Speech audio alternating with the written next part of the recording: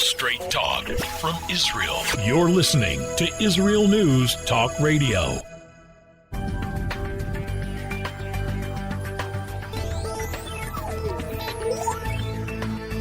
Welcome to the Science of Kabbalah with your hosts, Rabbi Yitzchak Michelson and William Hall, here on Israel News Talk Radio.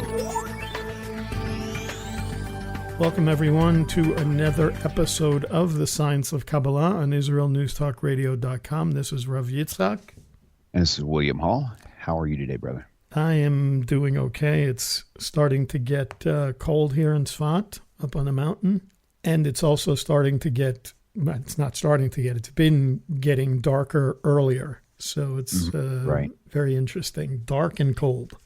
Yep, same here. It's definitely been quite chilly lately. We've had a few really cold days, and then we had some that were kind of like moderate.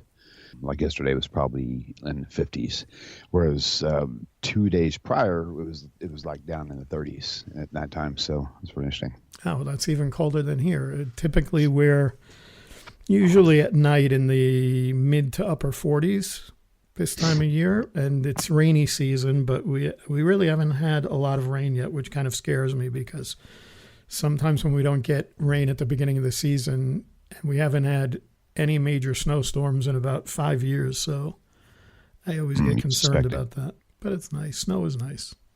Yeah. You miss it when you live in Florida for 28 years. I can imagine so.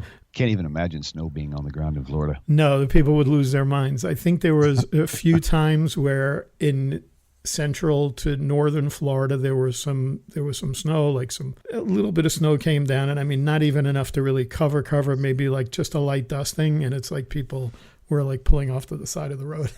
Oh, that's funny. Anyway, speaking of cold and dark, the title of our show today is going to be It's Always Darkest Before the Dawn. And we're going to talk about Vayishlach, reading it right before Chanukah, which starts on Thursday night at sundown, is the first light of Chanukah that we start lighting.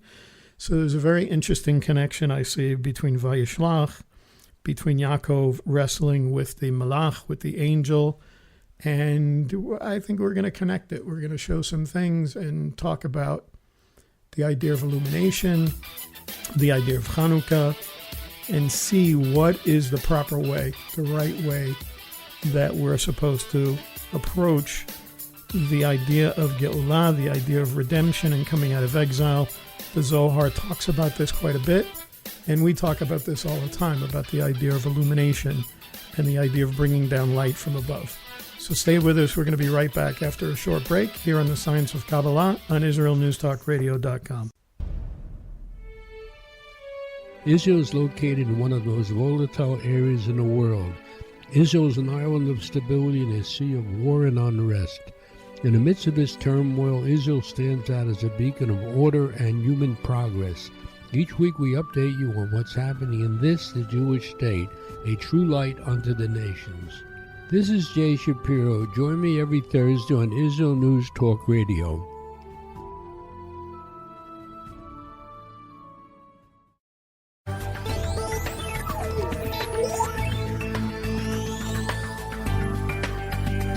Welcome back to Science of Kabbalah with Rabbi Yitzchak Michelson and William Hall, here on Israel News Talk Radio. Always darkest before the dawn. Welcome back, guys. Israel News Talk Radio, Science of Kabbalah. You know, there's so many connections, and you know, you and I always go through parallels or dualism. And as you were saying, as always darkest before the dawn, that simultaneously, I was thinking it's like being at your lowest point before jumping.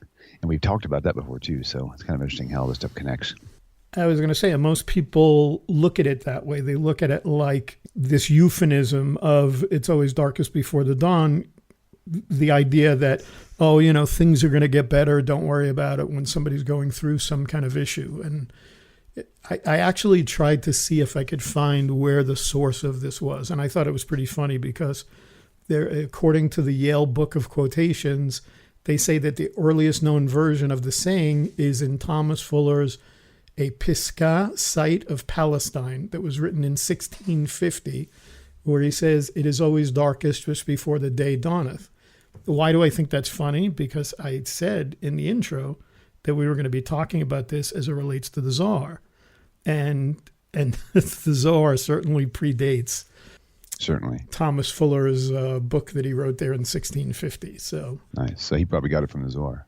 Yeah, probably, considering that he's calls it a Pisgah site of Palestine. So, obviously he's writing it from a religious perspective. So it wouldn't surprise me, because we've talked so many times about how many people like Isaac Newton were influenced by Kabbalah and influenced by the Zohar. So there were a couple of things that jumped out to me. One was specifically in Tehillim and in the Psalms, Psalm 46, and verse 5 that says, Hashem is in the midst of her, she shall not be moved. Hashem will help her when morning dawns. It says, Lifnot boker. Lifnot, can be this idea of turning, where the morning turns. So it's the idea of dawn breaking. And there's also a debate in the Talmud about when the redemption from Egypt took place. I'm bringing that up because, as I said in the intro, this is related to the idea of redemption, what we're talking about, this idea of illumination. So there's an argument that goes on, and it's in the first section of Berachot, which is talking about the Shema, when we say the evening Shema. And it's what we call a machloket. There's an argument that goes on, and it's going back and forth between two rabbis. And it says in Berachot 4b that Rabbi Yochanan holds that redemption occurred in the evening.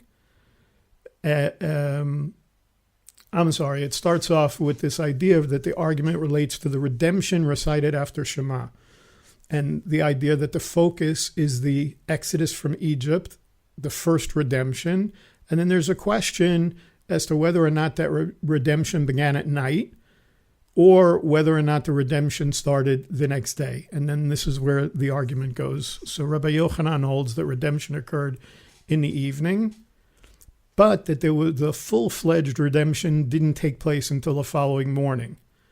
And since the redemption began in the evening, it's kind of appropriate to juxtapose the blessing of redemption to the daily evening prayer, this idea of the Shema. And then Rabbi Yehoshua ben Levi, on the other hand, holds that since the full-fledged redemption only occurred the next morning, and the redemption of the previous evening was not the full-fledged redemption, there's really no need to juxtapose it to that evening prayer.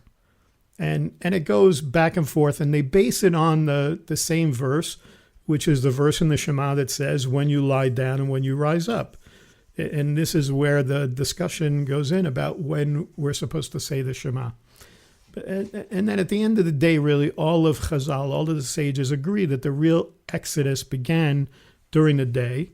And then a strong case is made in the Talmud that a sense of the future, talking about the Olam Haba, the world to come, is possible only for one who sees redemption even in the darkness before the dawn, which is what you were just talking about.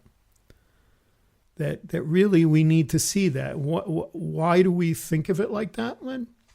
Because everyone can feel hope when there's brightness and light in the world. Right. But the power of emunah, the power of faith, is not when things are good, but when we're gripped by the darkness of night. And so what I would say is, really when we're talking about developing spiritually, and we have this desire to bring the light down, we have the desire for goodness and light in our lives.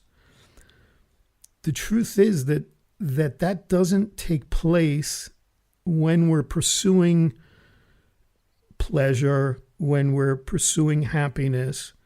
It really only happens when we deal with the darkness, when we deal with the darkness within us, when we deal with the klipot, what we call the shells, or those kind of, if you will, inner demons, our negative attributes, our negative traits. And they sort of act as a you could say, as a gauze or a curtain that sort of hides the light and diminishes the light. And really, there's a need for us to remove that. And this is where we're going today with this.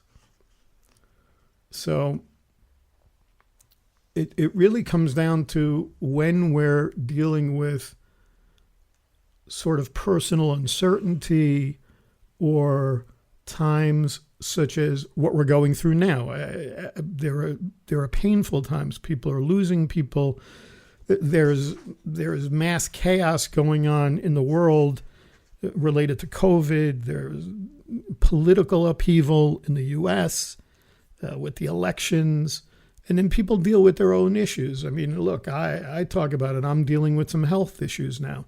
And it's only when we have those moments of personal uncertainty, when we don't know what's going on, when we're dealing with this sort of communal pain, when everybody's going through something, that's when we need to really see and have a vision for a better world, and certainly the need to bring down illumination and to bring down light.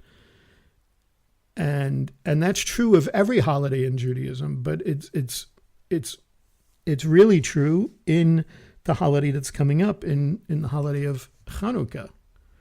It's this idea of really pushing aside doubt and chaos, and instead seeing brightness even when the world outside seems to be extinguishing it. And of course, we're seeing that with all the different things that I'm talking about, all the chaos that's going on in the world. It would seem like this brightness is being diminished, that the illumination that we're trying to bring down, those of us who are trying to follow Torah, and those of us that are believers in Hashem and following Hashem, it would seem like we're almost like we're wasting our time, and we're not. But it would almost seem like that because the world is going in such a different direction. And there are, when we talk about these parallels, then you get into the idea of making a distinction. And certainly this is what happens in the Zohar in Parshat Vayishlach that I was talking about, is showing the distinction between the character of Yaacov and the character of his brother Esav. And it supports this notion that it's always darkest before the dawn. And it's a section that specifically deals with when Yaakov is in Bet El and he has his experience. And after he has his experience with the ladder and having this experience with Hashem and the Malachim, he then wrestles, it says, with a man. And there are different interpretations. Most within Judaism, the sages of Judaism, believe that he was wrestling with the Malach of Esav, with Esav's angel. And we know that just before dawn, he says in Breshit 32:27, this is the Malach, says, "Let me go, for the day breaks." And of course, Yaakov says to him, "I will not let you go unless you bless me." So there's a connection there, which I'm going to get to in a minute. But then I said that there were a few things that jumped out to me. And the other one that jumped out to me beside the Tehillim, beside Psalm 46 that I quoted before, was in Shir HaShirim, in Song of Songs, in chapter 6, verse 10, where it says, "Who is this who looks down like the dawn, beautiful as the moon, bright as the sun, and awesome as an army with banners?" And this particular verse is quoted in the Zohar right after we see this idea of the Malach saying, "Let me go, for day breaks," and Yaakov saying, "I will not let you go unless you bless me," from Genesis chapter 32:27. So I'm just going to read to you that what the Zohar says. And for the sake of time, I'm just going to read it in English rather than the Aramaic, because we only have about a minute here. It says, Rabbi Yehuda quoted this verse that I just read in Shir HaShirim. "Who is she that looks out like the dawn, fair as the moon, clear as the sun, and terrible as an army with banners?"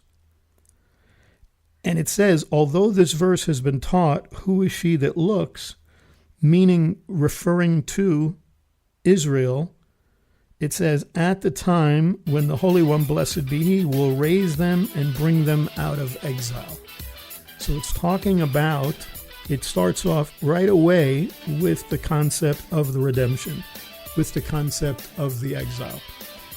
We're going to have to go to a break, but we come back, William. We're going to get into this and show how this connects to this idea of it's always darkest before the dawn. So stay with us. We're going to be right back after a short break here on the Science of Kabbalah. The Tamar Yona Show. Tamar? She's sassy. She's smart. She's funny. But she's also a real Jewish mother. Hi, everybody. I'm Tamar Yona. And yes, I can be all of those things, but at Israel News Talk Radio, I'm here to bring you the news stories and guests that you may not hear anywhere else. Join me live on air Sundays, Mondays, and Tuesdays for the most unique and bold talk radio in Israel. The Tamar Yona Show. Psalm 23, the Lord is my shepherd, I shall not want. Did you know this psalm and many others were composed by a Jewish shepherd and musician who later became a king? Would you like to know some of the inner meanings of psalms to help you connect with God and strengthen your soul? An exciting and easy-to-read book is now available which will help you do just that. Software for the Soul, Psalms for Everyone, available on Kindle, Audible, and Amazon.com. Software for the Soul.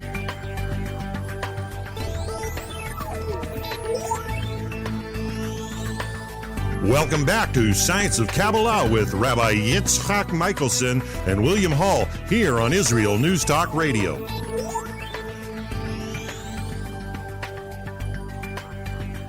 And we're back here on the Science of Kabbalah on IsraelNewsTalkRadio.com. So, William, before the break, as I was pontificating for most of that segment, I brought up the verse in Shir HaShirim that says, "Who is she that looks out like the dawn, fair as the moon, clear as the sun, and terrible as an army with banners?"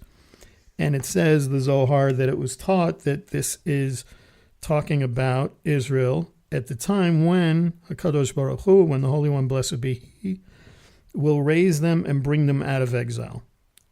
And then the very next thing that it says is this: Kedein yiftach lon pitcha din hoa, dakik ze'er, ulvata pitcha achrina, dihu rav minei, ad dikudsha barichu, yiftach lon tarin ilain, pitichin la'arba ruchei alma.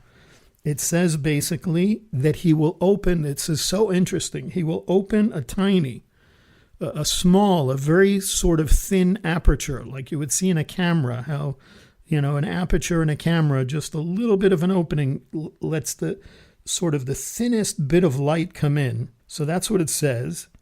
And then it says, then he will open it a little larger. There'll be a little larger opening.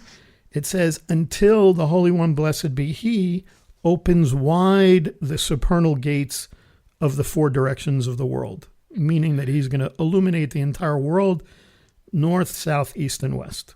Sounds almost like if He opened the aperture too much at one time, there would be overexposure, on a spiritual level, in a way.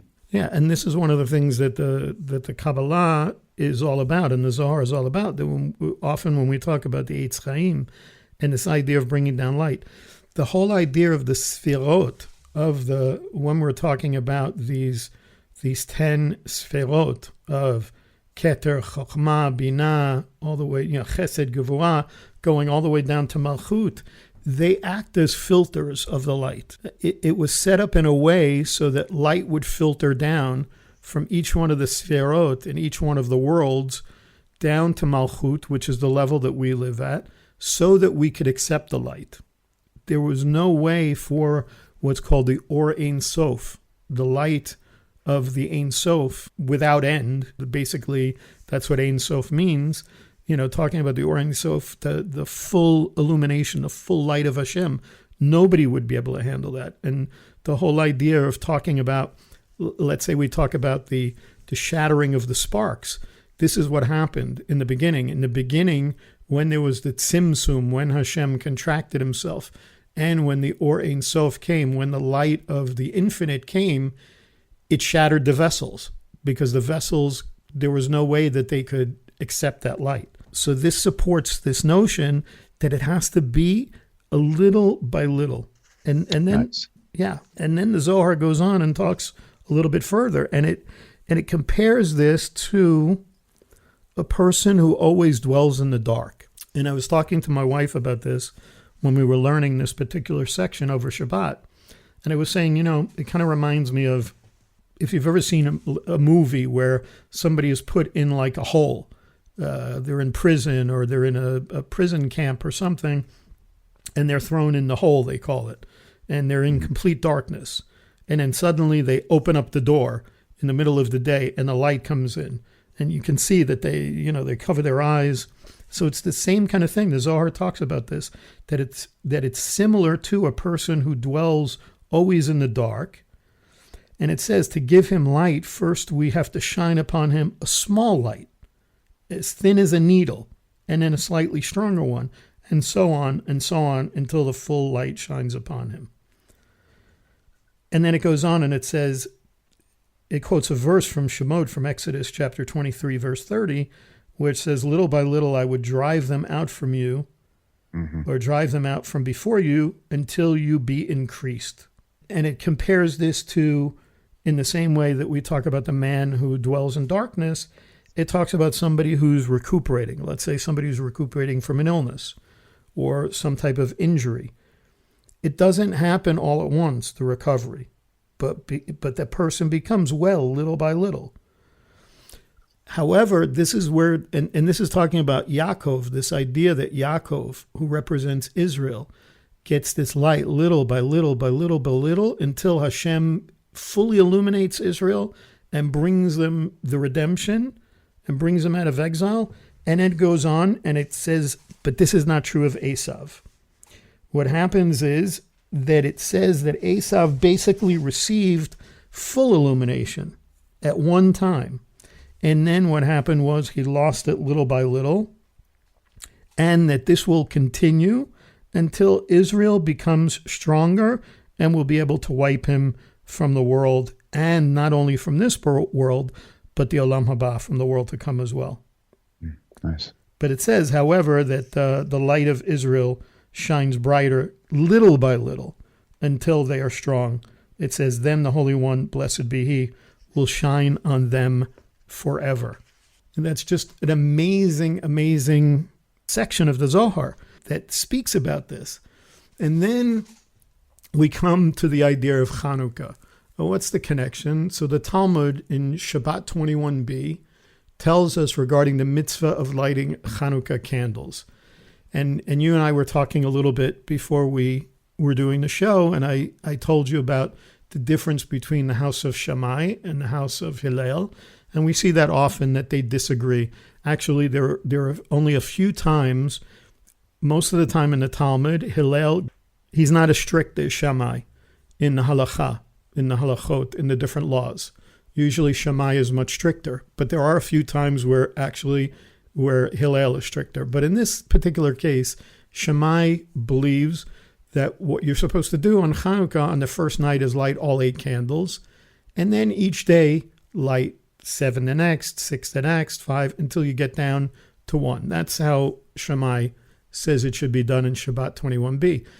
Hillel says that on the first day you light 1, and from there you continue and you add 1 light each day, which is typically what everybody does. Now, the reason that Shammai does this is because he compares Chanukah to Sukkot. And we know that in Sukkot, when there are bulls that are offered for the nation, 70 bulls, and we know that 70 bulls were offered, and a lot of people believe that those 70 relate to the 70 nations of the world, including them in the concept of Sukkot. So he believes that because 13 bulls were offered the first day, and then 12 on the second, and 11, and so on going down, that this is why it should be done that way. But then we have to ask the question, what do the lights of Chanukah have to do with the bulls of Sukkot? And this becomes really interesting when you realize that if it were not for the idea of increasing in holiness and not decreasing, then the house of Hillel would have agreed with the house of Shammai. But again, what does Sukkot have to do with Chanukah? Some people would just kind of try to give you a simple answer and say, oh, well, both of them are 8-day holidays. Sukkot is 8 days and Chanukah is 8 days. And really Sukkot is 7 days, and then we have Shmini Atzeret. We have the extra day that Hashem added. But then, of course, when you say that, then more questions come up. Well, what's the next question? What's the significance of an 8-day holiday, and why would there be 2 holidays with the same length, both Sukkot and Chanukah? So we know that the holiday of Chanukah was established because of the miracle. Well, there was 2 miracles, actually.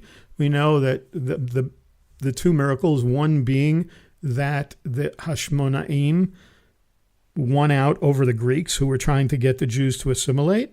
And then, of course, the big miracle and the idea that we light the oil, or some people lighting candles, has to do with the idea that the oil that they found that was only supposed to last 1 day was enough to last for 8 days. So why do we have to light 8 lights in 8 days? And it really, again, it seems strange to compare this because we're talking about the menorah, and we know that the menorah that we had in the Mishkan and in the temple had 7 lights, not 8. And we know that we're talking about 2 different things. We're talking about comparing the altar where 70 bulls were offered and the lights of the menorah. They're 2 completely different things.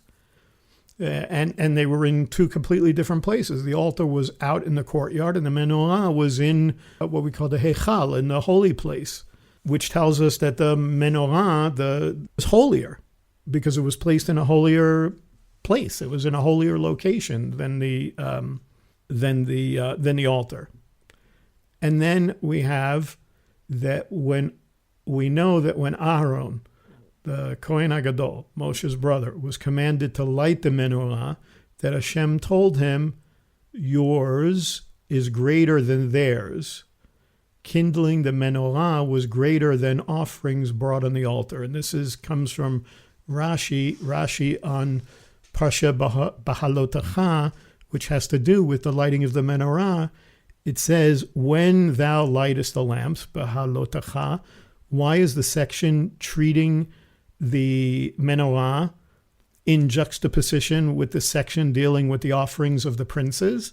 Because when Aharon saw the dedication offerings of the princes, and by the way, dedication there is Chanukah,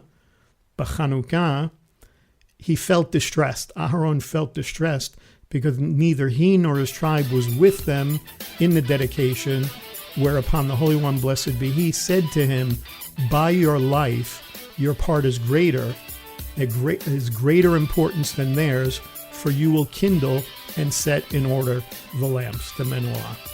We're going to have to go to a break, William. When we come back in the final section, we're going to try to connect all of these things and see how we're going to be able to bring down light. So stay with us. We're going to be right back here on the Science of Kabbalah.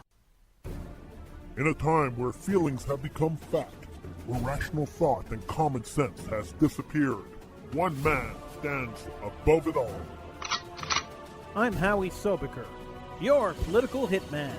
Political Hitman airs every Tuesday at 11:59 p.m. North American time, 7 a.m. Israeli time, only on Israel News Talk Radio. Are you interested in transforming your life, drawing closer to the Creator, and uncovering the deeper meanings and hidden treasures in the Hebrew Bible? Then join me, Rav Yitzhak Michelson, and me, William Hall, on the Science of Kabbalah, where we are seeking to narrow the gap between what we understand of our physical and spiritual worlds. So make sure to tune in every Tuesday at 5 p.m. Israel time, 10 a.m. Eastern Standard Time, here on Israel News Talk Radio.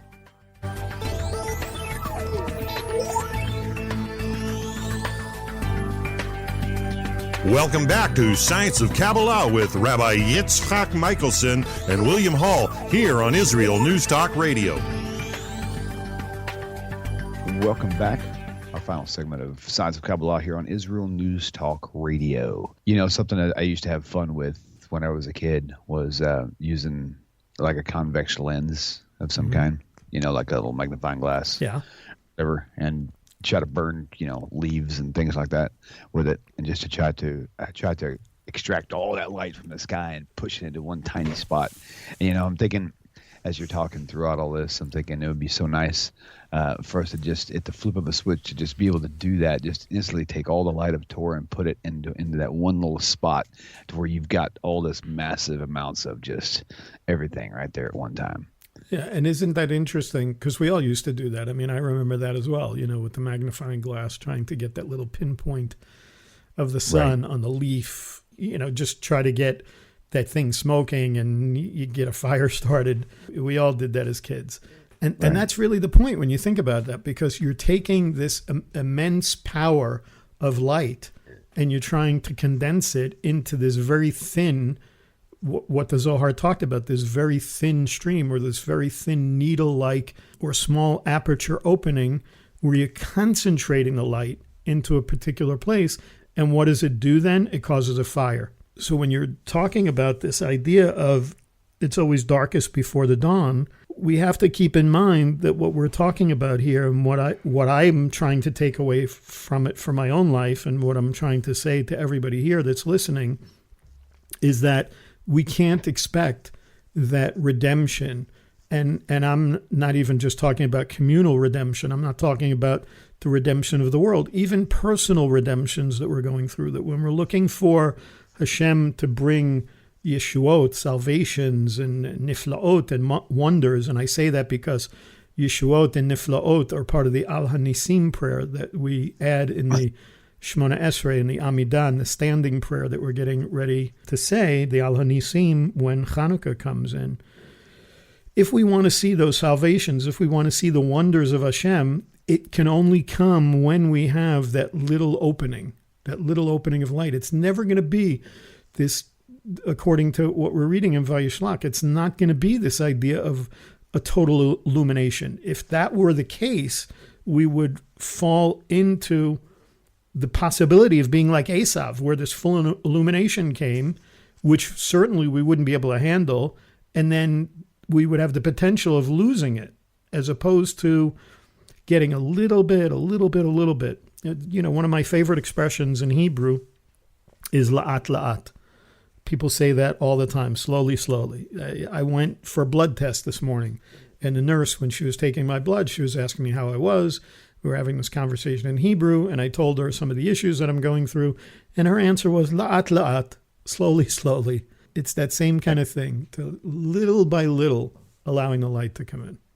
Yeah, I mean, it makes so much sense all throughout, even just life in general. I mean, you know, they have these trees that you can buy that are really fast growing trees. And a lot of people who are buying new homes are having these trees put in because they want a really quick, the quick fruition of this whole thing that come up so fast. But the problem is that they die fast also.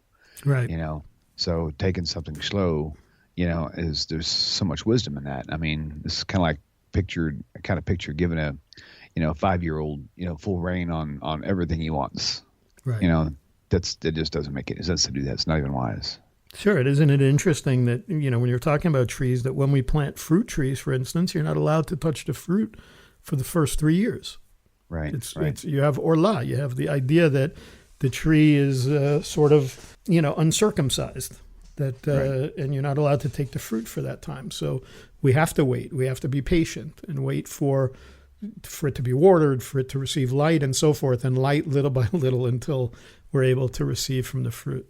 There's another question that comes up in the Talmud, and this is regarding the idea of when we light the Chanukah candles and the idea that it begins at sunset. However, the menorah in the temple was lit an hour and a quarter before sunset at what we call plag hamincha, half mincha. If the Chanukah menorah is lit to commemorate the lighting of the menorah in the temple, why don't we light it at the same time? And so the point is that Chanukah candles are meant to light up the darkness.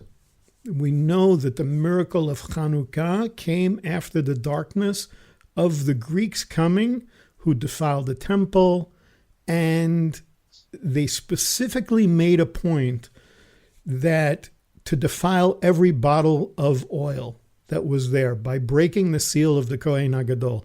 Now you have to remember that each one of those bottles of oil had a special seal on it. That was the seal of the high priest, the Kohen HaGadol. They didn't really even need to break the bottles. They didn't even need to really pour the oil out. All they needed to do was break the seals, because they knew that once the seals were broken, the Jews would not use it, that it would be considered impure. So they could have done much more, but they really didn't have to. And some would say that the Greeks didn't want to destroy the Jewish people physically, that they wanted really not to destroy us physically, but to destroy us spiritually, to sort of cut or sever the connection to Hashem. Some would argue that they didn't even have a problem with us keeping Judaism. They just didn't want us to keep Judaism purely for the sake of L'Shem Shemayim, for the sake of heaven. You know, it's like, it's okay if you want to be Jewish, but I don't want to get into, you know, the different levels of Judaism that people observe. But, you know, look, the idea is that there are some people that kind of pick and choose the mitzvot. They pick and choose how they want to keep halakha. And this is exactly what the Greeks were trying to do. They were trying to get the Jews to sort of live a watered down sort of Judaism. And the oil symbolized this idea of purity. And the whole idea of purity and impurity is something that really doesn't make sense from a logical standpoint, because it's done purely because Hashem commanded it. Hashem commanded us, be holy for I am holy. And that's what the Greeks couldn't handle. And that's what they wanted to destroy. And so they made all these different decrees, and it ended up snowballing into sort of an outright war on Judaism. And this is why the miracle of finding that oil that still had the seal of the high priest was so significant. It meant that there was that part of us that was still connected to Hashem, that could never be severed, could never be cut.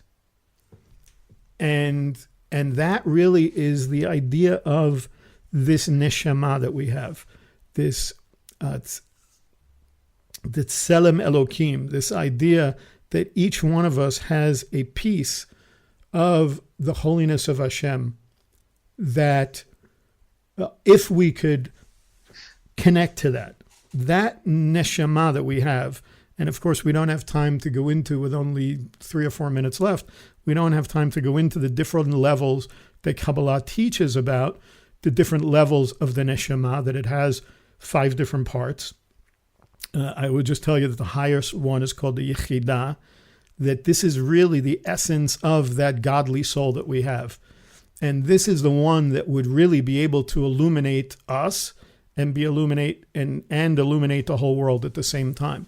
But we first would have to look within ourselves and connect with that upper soul. And how do you do that?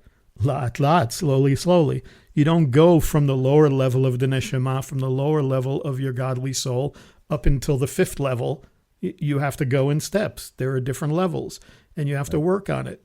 And this is the same thing in living in the world of Malchut, in the lower world that we live in, at the base of the Eitz Chaim.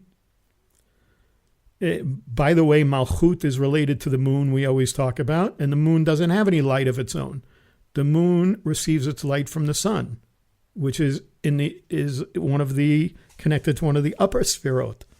So it's this idea that everything has to be filtered down. Everything has to be little by little. Everything has to be this thin needle. Everything has to be this little aperture of opening that Hashem talks about, that little by little, he's going to shine a little bit of light, and then he's going to shine a little bit more light, and then he's going to shine a larger light, and then he's going to bring full illumination, and that full illumination is going to bring redemption from the exile. So I think what I want to close with is the idea that each one of us is going through some kind of struggle today.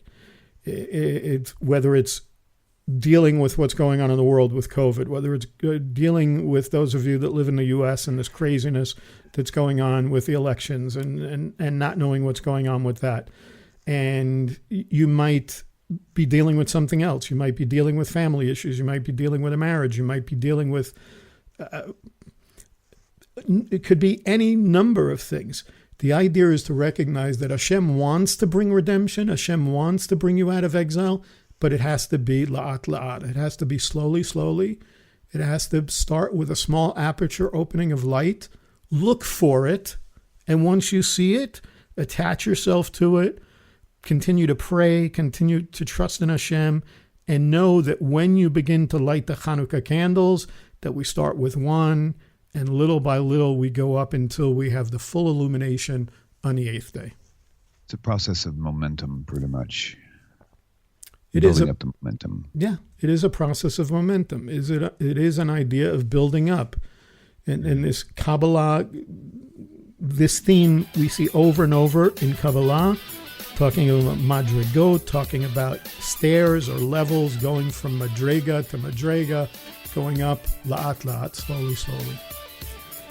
I want to wish everybody a wonderful week, a Shavua Tov, and you should all see the full illumination as we come into this holy time of Chanukah. Indeed. Shalom, my friend. Shalom. Thank you, everyone, for listening every week here on the Science of Kabbalah and IsraelNewsTalkRadio.com.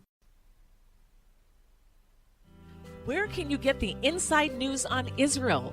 At Israel News Talk Radio, we're dedicated to sharing Israel's inside story with the world by providing our listeners with news on Israeli politics, current affairs, and Israeli Jewish culture.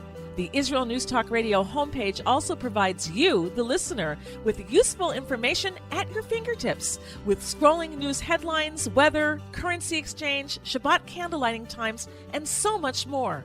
Our radio programming is always accessible and on demand. We operate absolutely free of charge for everyone, everywhere. If you love what we do, partner with us now by becoming an Israel News Talk Radio supporter.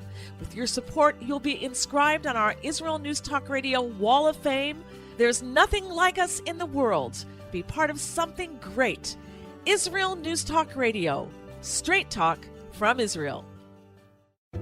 Howdy, this is Rita from League City, Texas, now living in Israel.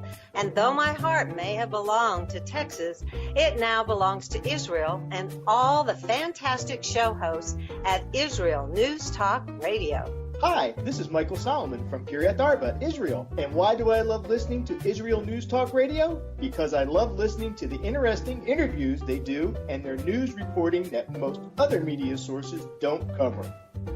Hey, this is Nicoleko from Malmö, Sweden. It gets pretty cold here in Sweden, so I love cuddling up with a warm cup of tea while I listen to Israel News Talk Radio. Hey everybody, this is Frank Morris from Tennessee. Me and my dog Buster really love listening to Israel News Talk Radio. You're listening to Israel News Talk Radio.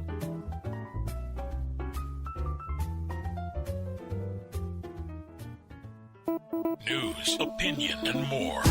You're listening to Israel News Talk Radio.